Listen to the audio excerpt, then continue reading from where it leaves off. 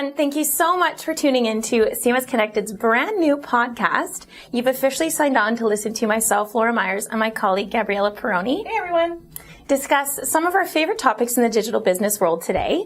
We thought our first topic would be best to start with the conversation we have most often in our office when we're having great interviews or reading interesting articles. We kind of spin around on our chairs and have lengthy conversations we kind of wish that we could share with you guys about all the latest trends and technologies in e-commerce and kind of what brands are doing with them to up their customer experience. So let's get started. We thought for the first topic we would cover would be something that I have to admit is one of my favorite things to think about lately in relation to the e-commerce strategy. And I know when I say that it's very fun for me to think about it, I'm a bit of a nerd, but totally going to own that one. I think in the beginning of the year, I was really focused on the GDPR and how that related to personal data. And then when the GDPR came into effect and we stopped talking about it as much and it became less of a focus, was about the same time that I had a really great conversation with the founder and CEO of Elastic Path, Harry Chemko. And he talked about the role of APIs in relation to their platform being API first and then being one of the first to kind of bring that to the market. In preparation for the massive influx of IoT devices that we're going to see, I think he said that they were going to double by 2022, which is crazy when you think about it. And then I also read that a very small percentage of devices that can be internet enabled are. So if you think about the massive potential that has for brands in B2C and B2B and everything that they can do, if we think about also, there's another conversation that we'll bring up a bit later about all the data that's available to companies with all of the devices that they can internet enable, that their customers are interacting with, that they can then glean data, kind of put it into the flywheel of customer experience and just get a much more strategic strategy built on that insight, which is amazing. The other important consideration with voice assistants and IoT is to think about the different use cases. One of the great points that Harry brought up is a lot of the time brands are thinking about it in a B2C, very customer engagement and data interaction, I guess is the best way to say it. But in B2B, he was mentioning that machinery can schedule its own maintenance. That's the word I'm looking for. B2B can schedule their own maintenance and they can order their own parts. So I think for brands thinking about how to integrate voice assistants and IoT into their overall commerce strategy, they can think about it with a kind of a different lens. So with B2C, you're really thinking about that customer engagement and the data available to you. But with B2B or B2B to C, I think that's how people say it these days. The cool kids say it. They can think more about what's going to be more time and cost effective. And I think that that's a bit of a different lens to put on it. But the final piece that I have in that voice assistants and IoT conversation is I kind of go, because everybody talks about it, and it is very exciting, obviously, because I admitted that I love to think about this. But I also think about what's the role of digital agencies and technology, and what's the role of those advising brands to bring IoT into their strategy? Like, how are they making it a reality for brands? Yeah, I remember you spoke with Nate Barad of Bloomreach.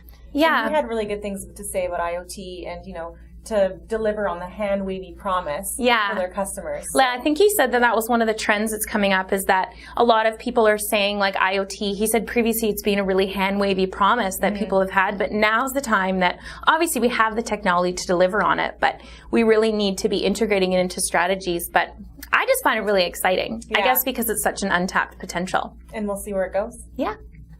Along the same lines of technology, we want to look at how augmented reality and artificial intelligence is really contributing to the various online-offline strategies that some brands have.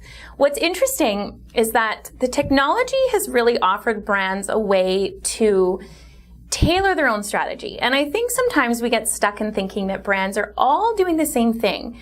But you have right now, I was reading quite a divergence of plans. So I remember last Christmas, Starbucks, for example, who we're going to talk about their mobile strategy later because it's quite awesome.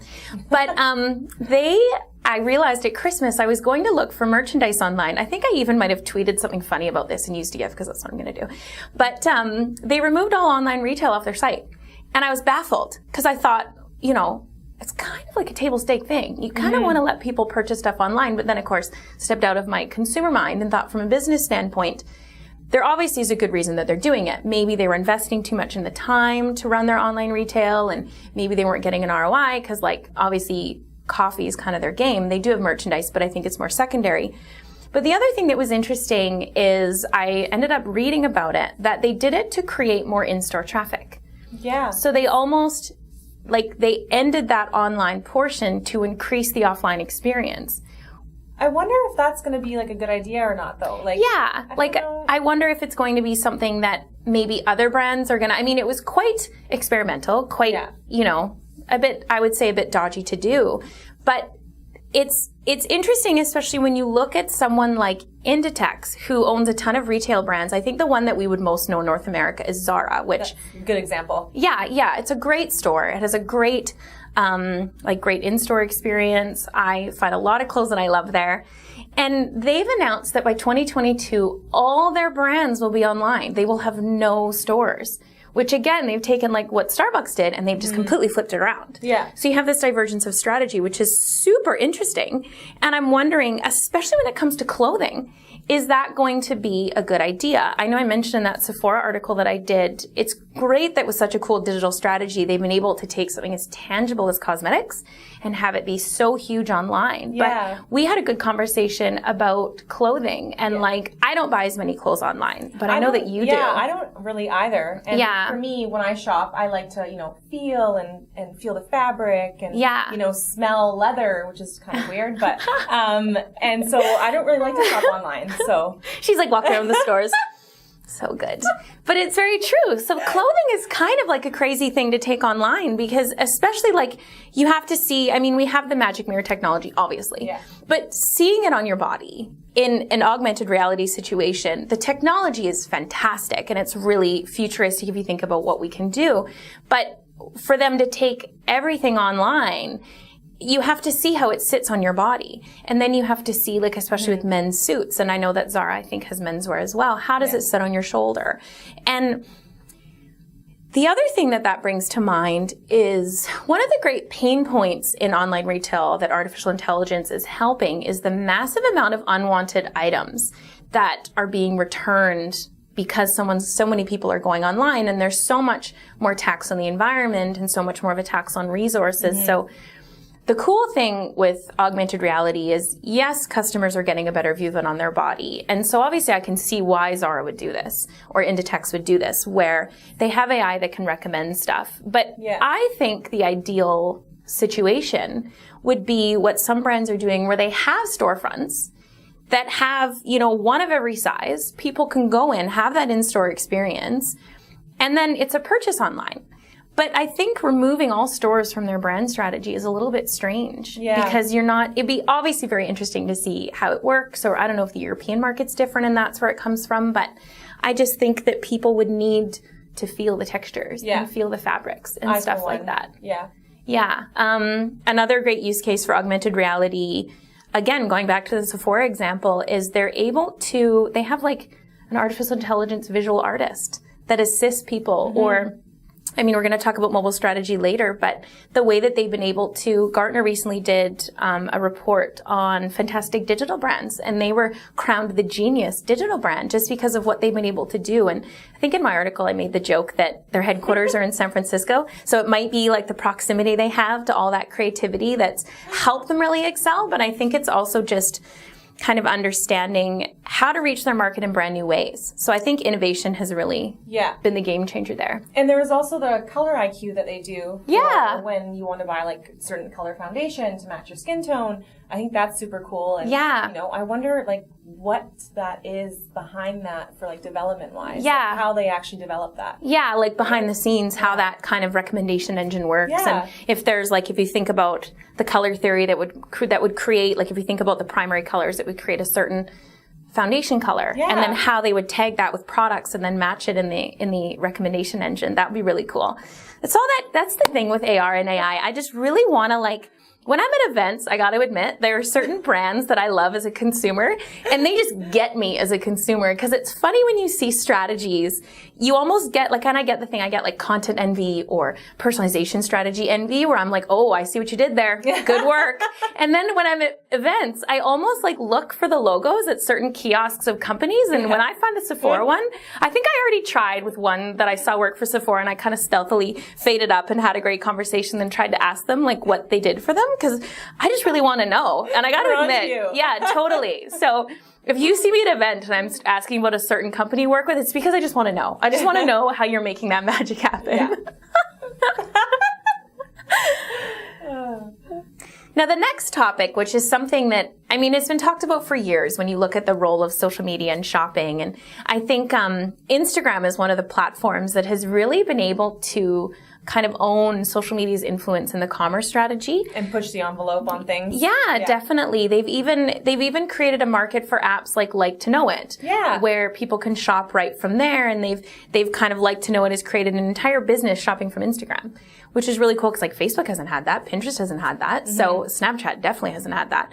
So I think Instagram's role in e-commerce is quite interesting. But what I was reading is that they actually want to create their own shopping platform. And this is an interesting conversation we had because we kind of looked at it and thought, is that the best idea? Yeah. Or they've done such a good job of being such a great touch point. But the shopping app that they want to create is where businesses can have a profile page and customers can just shop the products right off this platform and purchase right within the platform. Yeah.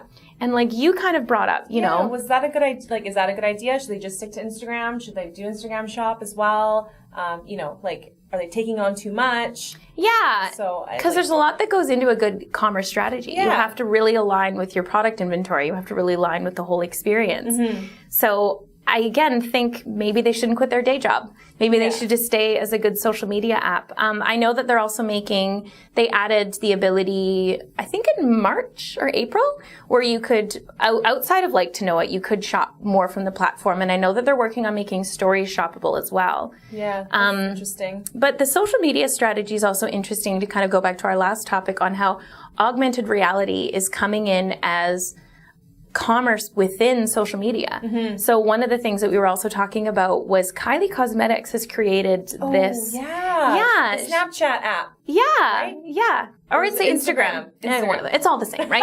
So they've taken the kind of augmented reality advances that the Snapchat filters had, which a lot of people don't think because they think of Snapchat, they think of the dog face. But I remember reading articles a while ago at how impressive the technology actually was and how accurate it can understand people's faces and put things on there. So Kylie Cosmetics has one where it puts her lipstick shades on your face in the app as a filter that you would use. Yeah. But she's literally placing the products on your face. It's smart. As an interesting engagement tactic. Yeah. And then you see it on you, you like it, you're going to purchase it. So kind of combining the social media and augmented reality. And then you have, again, one of the things that I see in commerce and I really enjoy is when, this is something that Sephora does really well, is they have that dual rail engagement strategy where they're creating like a delight feature, but then they're also creating the commerce portion and they're kind of pushing the product purchase, but while they're engaging people at the same time. Exactly. So I found that this isn't social media. We're going to go back to augmented reality. But when I was in Ulta Beauty in Chicago, they had a kiosk where MAC Cosmetics, which admittedly I think is one of the cosmetic brands that I would say is a little bit behind in digital, but they had a kiosk where you could see your face and try products on. And I thought back to the days where, and you brought this up as an example with lens crafters and Clearly Contacts and stuff, where before they used to have it where you could try glasses on stock photo faces.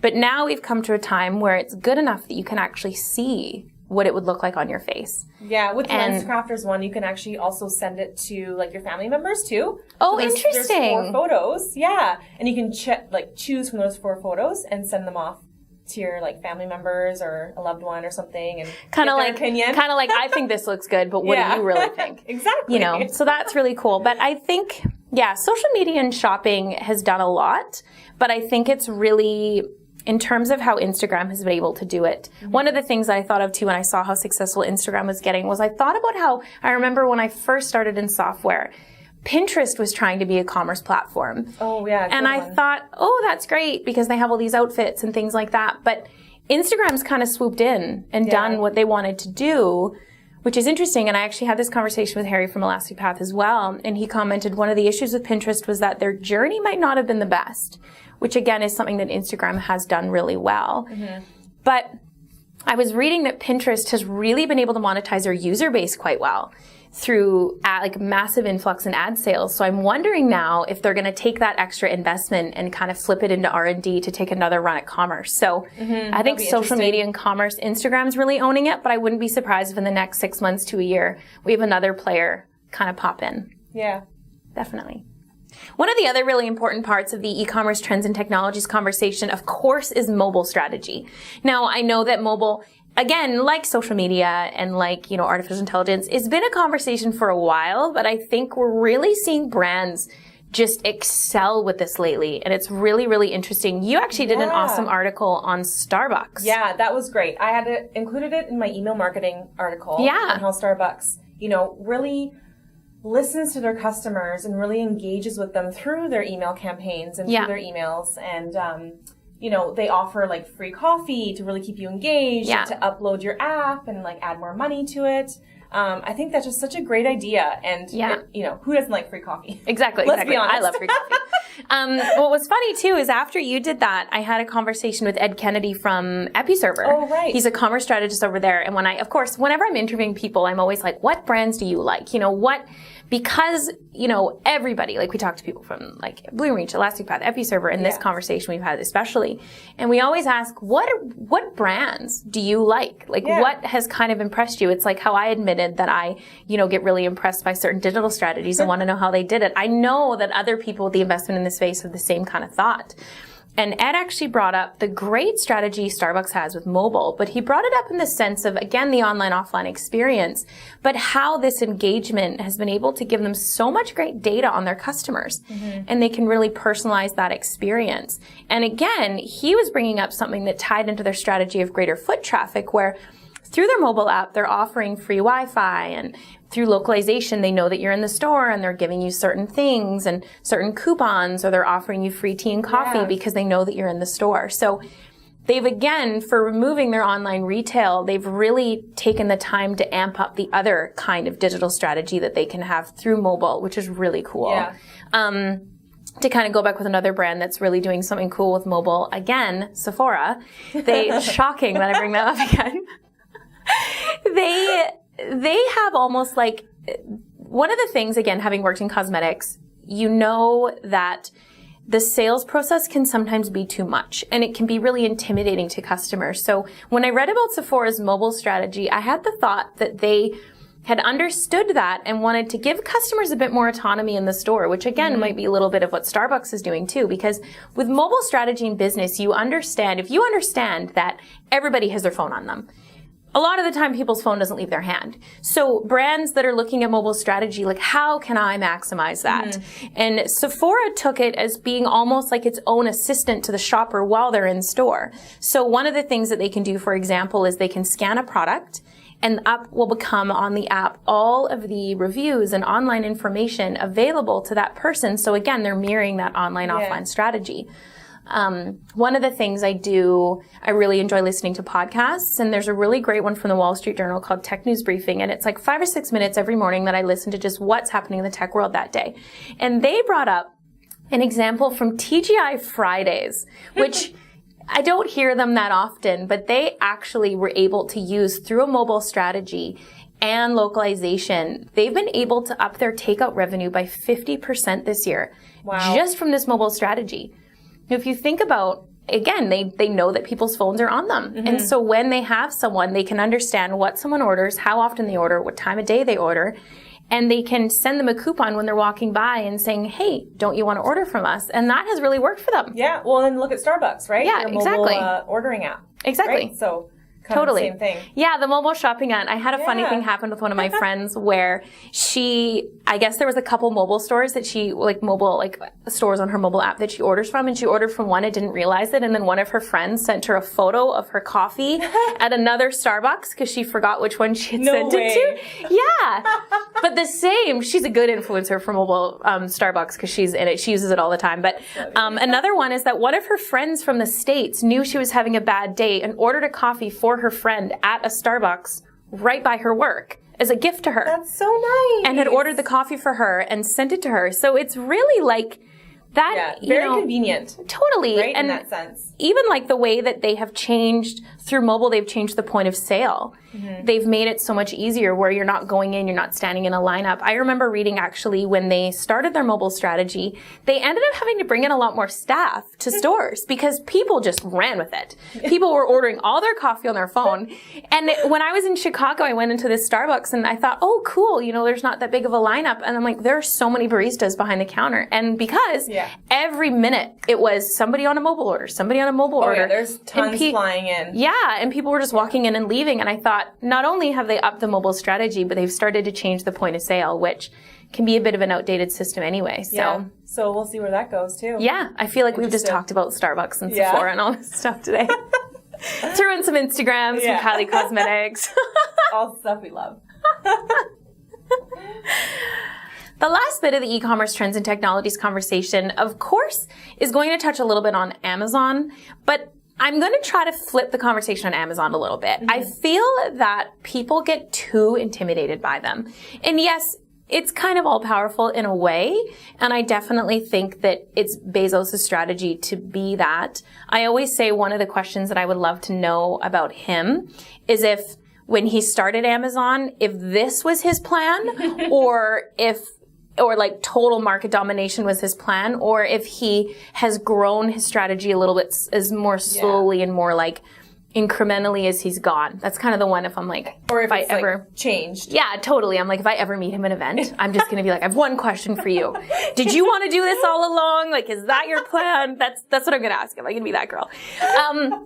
But I think, and I brought this up in my article about the podcast, I think Amazon is a good thing because I think that it really incites the competition for brands to think, here's how Amazon's doing it. We want to do some of it similar, but let's do something different and see how that works. And I know that Amazon is trying to own everything and get into grocery with Whole Foods, and they got into pharmacy with PillPack this year. And that's great because I don't like using the word disrupt, but they're really like entering in that market and they're making people level up in different markets, which is great.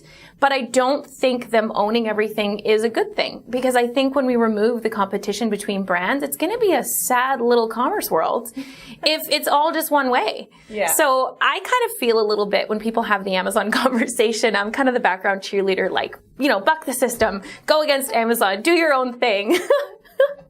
That's probably what we'll leave you with this conversation, Don't be scared of Amazon. Get after it. Think of your own technology. Use it while you can. But yeah, definitely there's so much potential for innovation in this when we talk about, IoT and voice assistants. And this is just what we know now. We live in a really rapidly evolving world. I mean, people are going to come up with stuff that's super impressive that we haven't even thought of. So I think probably the thing we'll leave you with the e-commerce trends and technology question is, God, keep innovating and keep making it exciting for consumers because that's what makes it so great.